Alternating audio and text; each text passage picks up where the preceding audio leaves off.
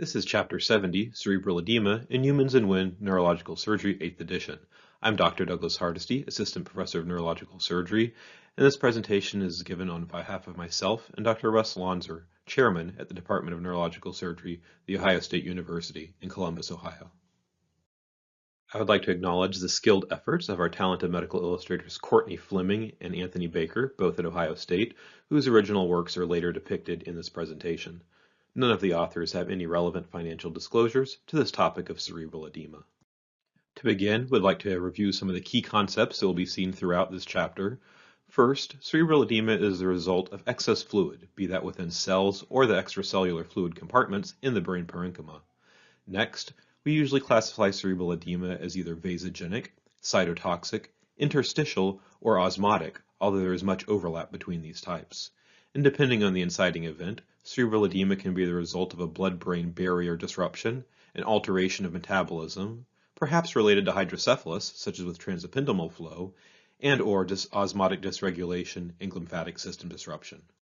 To continue the key concepts, in general, out of all the imaging modalities, magnetic resonance imaging, or MRI, is most useful in distinguishing between the types of vasogenic, cytotoxic, interstitial, and osmotic edema. In terms of the management of cerebral edema, it can be both medical and or surgical. The treatment is specific to underlying causes and reducing potential for secondary injury as a result of edema. Introduction. Cerebral edema is really the pathological accumulation of fluid within cells or within the extracellular compartment of the brain. And as any neurosurgeon knows, cerebral edema can cause significant neurological morbidity and mortality. Based on the underlying pathophysiology, cerebral edema is usually classified into four types: vasogenic, cytotoxic, interstitial, and osmotic. And each form of this has a different inciting event associated with defined underlying pathology with different clinical impacts and management strategies. The forms of cerebral edema are associated with many different neurological pathologies. A list of these includes, but is not exclusive to, brain tumors, either primary or metastatic, infections such as cerebritis and abscess, traumatic brain injury, hypertension, cerebral infarct, intraparenchymal hemorrhage, poisoning, hydrocephalus, altitudinal changes, and many others. By the end of this presentation, we would like you to understand the mechanisms of cerebral fluid homeostasis, be able to describe the pathophysiological changes that disrupt fluid homeostasis and underlie cerebral edema, and be able to manage clinically the different types of cerebral edema and understand the strategies to mitigate their potential permanent effects, morbidity, and mortality. In this first section, we will discuss cerebral fluid homeostasis. First, a review of the Monro-Kelly doctrine. As we know, the cranial contents exist within a fixed structure, that is, the bony skull. Within that, the brain parenchyma occupies between 1200 and 1500 cc's, the blood approximately 125 to 150 cc's, and cerebrospinal fluid also approximately 125 to 150 cc's. And because of this fixed rigid space, an increase in one component necessarily results in a decrease in other components, as seen in the figures. For example, in an edema state, showing increasing volume of the brain leads to consequentially less volume of blood and or CSF. If this becomes extreme, a secondary injury can occur, even with brain herniation or ischemia. The primary anatomic unit that regulates fluid within the brain is the blood-brain barrier, and this allows the brain to exist in its own physiological microenvironment separate from the systemic circulation. The true foundation of the blood-brain barrier arises at the tight junction between the cerebral vascular endothelial cells, as seen depicted on the illustration to the right. And the blood-brain barrier in total is comprised of a basement membrane, these closely opposed astrocytic foot processes, parasites, and the vascular endothelial cell. In terms of the history of our understanding of the blood-brain barrier, in 1885, it was first described that there might be a barrier between the brain and the systemic circulation after an intravenous injection of dye stained visceral structures but did not stain normal brain tissue. The complementary study was performed in 1913, showing that injection of an intraventricular dye into the brain stayed within brain tissue but did not stain systemic or non-neural tissues. And when taken together, these insights indicated the presence of a barrier between the circulation and the brain, thus termed the blood-brain barrier. Under normal conditions, the tight junctions carefully regulate the materials that flow between the systemic circulation and the brain. Transport across the blood-brain barrier usually occurs via selective, energy-expensive transport proteins. However, smaller things such as oxygen, carbon dioxide, and small lipophilic structures and small nutrients can cross in a more energy-neutral fashion. And so if we consider the blood-brain barrier as the interface at which within the arterial system molecules diffuse into the brain, we can consider the recently discovered glymphatic system as the venous equivalent. Historically, the nervous system was considered to lack lymphoid tissue, and CSF was considered a dumb sink to absorb brain interstitial fluid and byproducts. However, recently, elegant studies have clearly defined a glial lymphatic system, or so-called glymphatic system, that drains interstitial fluid via bulk flow into these perivenous channels within the brain. And so again, we can consider the blood-brain barrier a fluid input pathway to the brain, and the glymphatic system a fluid pathway for elimination of excess brain fluid and solutes. Within the glymphatic system, cerebrospinal fluid begins on the arterial side, flows through parenchyma, and is then collected along with waste on the venous efflux side.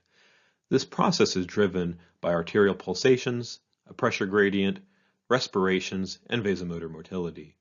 Importantly, the aquaporin-4 water channel expressed on astrocyte foot processes has been shown to be essential for this process to occur and is thus implicated in multiple dysregulations of the glymphatic system. In this next section, now that we've reviewed the homeostasis of fluid within the brain, we'll begin to discuss the pathophysiology of cerebral edema. Vasogenic edema is no stranger to neurosurgeons, and this results from an abnormally permeable blood-brain barrier. Increased permeability can result from neoplastic processes, brain injury, infection, and/or inflammation, and all of these processes result in the disruption of the tight junction at the endothelial cell, as well as alterations in the astrocytic relationship with those cells. And in this artist depiction, you can see here with the breakage of the tight junctions, a plasma ultrafiltrate coming out from the arterial side into the brain parenchyma. It is exactly this leakage from the arterial system through the abnormal or absent tight junctions into the brain parenchyma that allows, for example, gadolinium enhancement in tumors. And brain tumor vasculature is often dysfunctional in terms of its blood-brain barrier, can be considered leaky. Many tumors also actively secrete angiogenic factors to amplify the proliferation of abnormal vessels, and one of these factors is VEGF. This allows increased proliferation of endothelial cells, increased permeability, and the development of abnormal vessels with abnormal blood-brain barriers. As a consequence of its intimate involvement in the development of vasogenic edema, blockage of VEGF pathways can reduce vasogenic edema in vitro and in vivo. For example, glucocorticoids, such as dexamethasone, can inhibit the effects of VEGF on vessel walls and the production of VEGF itself. And the use of anti-VEGF antibodies can lead to a dramatic reduction in, for example, gadolinium enhancement, as well as a surrounding edema in glioblastoma patients. An elegant pathological example of vasogenic edema to cyst formation is seen in hemangioblastoma, where increased amounts of plasma ultrafiltrate extravasation into peritumoral tissues will expand and expand until a homeostasis is achieved. However, with increased plasma flow, this can actually reduce itself the capacity for tissue fluid reabsorption. This leads to a feedback mechanism, whereas extravasation leads to more extravasation and can exceed absorption of local tissues, allowing the development of a peritumoral cyst. And here you can see a patient with hemangioblastoma in their initial imaging with a small tumor, contrast enhancing in the right cerebellum, slowly develop a cyst. 24 months after the initial imaging, a small cyst is present with increased vasogenic edema, and 47 months out, a large cyst is formed. The pathology of the edema to cyst formation in hemangioblastoma has numerous clinical implications. For one, the tumor is the source of the interstitial fluid, and complete resection of the tumor, not the cyst, will result in collapse and resolution of the cyst. The cyst itself is not neoplastic. Modalities such as radiation therapy that can increase vascular permeability can result in worsening of the cyst, whereas therapies such as steroids that can reduce tumor vascularity permeability can reduce the cyst size without surgery and alleviate mass effect. Because the mechanism of the tumor and cyst formation is based really on fluid homeostasis and not tumor growth, the cyst progression can rapidly exceed tumor progression, and in fact the cyst expansion be the reason the tumor must be removed, rather than tumor growth itself and the enhancing component. Next, we would like to discuss cytotoxic edema. Cytotoxic edema arises from temporary or permanent damage to the various brain tissues, and the common feature of this type of edema is a metabolic derangement, and this leads to loss of physiological energy-utilizing transport mechanisms that maintain those normal cell membrane integrities and normal fluid homeostasis. The most common cause of cytotoxic edema familiar to vascular neurosurgeons is ischemia, but can also be caused by trauma, hemorrhage, and more rare things that we see less often on the neurosurgical side of clinic, such as hepatic failure, toxins, Ray's syndrome, water intoxication, and others. In this artist depiction, we see the consequences of cytotoxic edema. A loss of energy sources results in disruption of the normal sodium-potassium ATPase pump and subsequent swelling of cell membranes. This leads to intracellular sodium ion influx and retention, with water following the osmotic gradient into the cell. In experimental models of cytotoxic edema in ischemia, astroglia, endothelial cells, and neurons can all see swelling within 30 minutes of an ischemic event. As the sodium-potassium ATPase fails, intracellular sodium accumulates, and the normal ionic gradients fail. Activation of aquaporin 4 in the astrocyte allows for excess free water entry from perivascular CSF spaces, i.e. the glymphatic system. Additional pathways in cytotoxic edema are excess calcium influx, inflammatory cytokine release, and nitrous oxide production due to free radicals. In radionucleotide studies, again, CSF itself has been implicated as a source of free water rushing into cells in cytotoxic edema.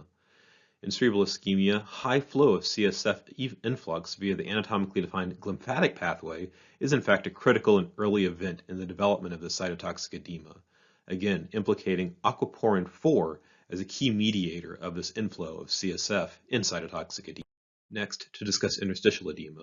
Interstitial edema, or transependymal flow, is really a bulk flow of CSF across an ependymal surface into the brain parenchyma.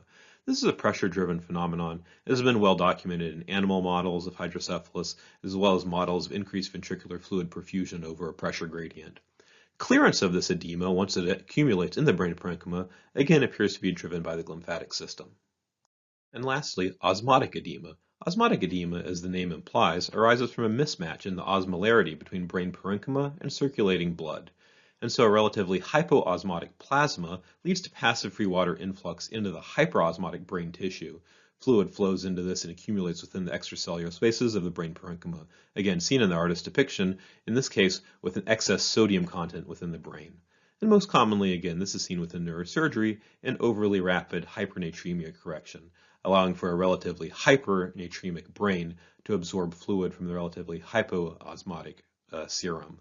But there are other causes of this, including hemodialysis, glucose-related metabolic derangements, SIADH, excessive water intake, and other neurological conditions seen less often within neurosurgical practice. Next, in this section, we'll discuss the imaging characteristics of the various forms of cerebral edema. Quintessential vasogenic edema is seen here in a right frontal metastatic brain tumor. In panel A on CT, we see hypodense signal in the right frontal lobe tracking down towards the ventricle in the white matter. Panels B through G are axial MRI findings within the same patient. Again, in the right frontal lobe, we see hypointense signal on T1, no additional enhancement of the edema on gadolinium administration, although you do see the tumor much better. On T2 and flare, we see hyperintense signal within the white matter of the right frontal lobe, again consistent with excess fluid within this area from the edema. And on ADC mapping, we see a bright signal called ADC shine through from the T2 findings. But on DWI, we see no corresponding restriction. In fact, this is hypointense. Let's now compare the findings in this cytotoxic edema example of a right MCA infarct compared to the vasogenic edema we just saw. On CT, again, we see hypodensity corresponding with increased fluid. In panel A, the CT is after only several hours of ischemia, and in panel B after approximately 12 hours, showing expansion of the edema and effacement of the lateral ventricle. On MRI, in C, D, E, and F, we see the characteristic findings of cytotoxic edema. That is, in the flare and T2 images, these are hyperintense, again showing excess fluid. On ADC map, it is hypointense, and on DWI, it is hyperintense, again shown in panels E and F. This is an example of interstitial edema due to transependymal flow from acute hydrocephalus, seen in panel A on CAT scan and panel B on flare MRI. On the CT, you can see hypodensities around the lateral ventricle, and this is confirmed on MRI, for example, in this flare signal showing hyperintense signal surrounding the ventricles, as well as dilated ventricles. In this next section, we will discuss the various managements of cerebral edema states. The definitive treatment of any form of cerebral edema is to reverse the underlying pathological process or processes. This accelerates the clearance of edema and prevention of secondary injury from edema states. The optimal management of cerebral edema allows for restoration of this normal fluid homeostasis, including absorption into the lymphatic system and resolution of edema. To this end, there has been a recent recommendation from the Neurocritical Care Society regarding guidelines of cerebral edema management. Firstly, hypertonic saline and/or mannitol can reduce edema and intracranial pressure in the conditions of stroke, traumatic brain injury, and subarachnoid hemorrhage. Next, corticosteroids can be useful in meningitis-related edema. Mechanisms such as head-of-bed elevation allow for increased venous return and can help alleviate edema. Brief hyperventilation as a temporizing measure can be used to alleviate edema, although should not be used long-term due to aberrant blood flow. And then CSF diversion, either via ventriculostomy or lumbar drain, can also help with edema. Overall, though, the absolute number 1, 2, and 3 guidelines for treating any form of cerebral edema is to address the underlying cause. For the management of vasogenic edema, glucocorticoids are the mainstay of medical therapy, usually in the form of dexamethasone. This can reduce peritumoral edema in neuro-oncology as well as inflammatory disorders. This works via reduced vascular permeability at the blood-brain barrier, via inhibition of VEGF interactions, and this ameliorates part of the leaky blood-brain barrier seen in these conditions. Again, the underlying condition must be treated, and surgery is often the definitive treatment, such as for tumors and abscess. This results in a reduction of the edema over 1 to 2 weeks postoperatively if followed with imaging. Hyperosmotic therapy in forms of mannitol, hypertonic saline, and/or diuretics are the mainstay of medical therapy in management of cytotoxic edema, but all are temporizing measures, as eventually the brain and circulating plasma will reach an osmotic gradient. There have been novel pharmaceutical therapies on the horizon to target specific mechanisms in cytotoxic edema. And glyburide, for example, is an inhibitor of sulfonylurea 1 transient receptor potential melastatin 4 receptor, which co-assembles with the often mentioned aquaporin 4 receptor in this chapter. Certainly, this complex results in the development of cytotoxic edema, and so blockage of this could be promising in terms of ameliorating cytotoxic edema in a more specific way than hypertonic therapies. The preclinical data on this drug was very promising in rat models. However, a phase 2 trial, GAMES-RP, failed to show a primary benefit, although secondary outcomes did show benefit such as mass effect, level of alertness of patients, etc. Surgical therapy can at times be necessary for cytotoxic edema to alleviate mass effect intracranial pressure driven by the Monroe-Kelly doctrine. These techniques, such as hemicraniectomy, are well described in other chapters in the book. To manage interstitial edema, restoration of CSF flow is the mainstay of treatment. And for obstructive tumors and cysts, this can mean resection. For hydrocephalus, this can mean ventriculostomy, shunting, or endoscopic third ventriculostomy, again, to allow CSF to be absorbed in a normal fashion. Medical therapy, such as via acetazolamide, which is a carbonic anhydrase inhibitor, can temporarily decrease spinal fluid production and also be efficacious in interstitial edema, albeit temporarily. The management of osmotic edema is rarely the purview of the neurosurgeon, but it involves reversal of the underlying pathological process, and there is no surgical treatment. To summarize our chapter, cerebral edema is caused by the abnormal accumulation of either intracellular and/or extracellular fluid in the brain parenchyma.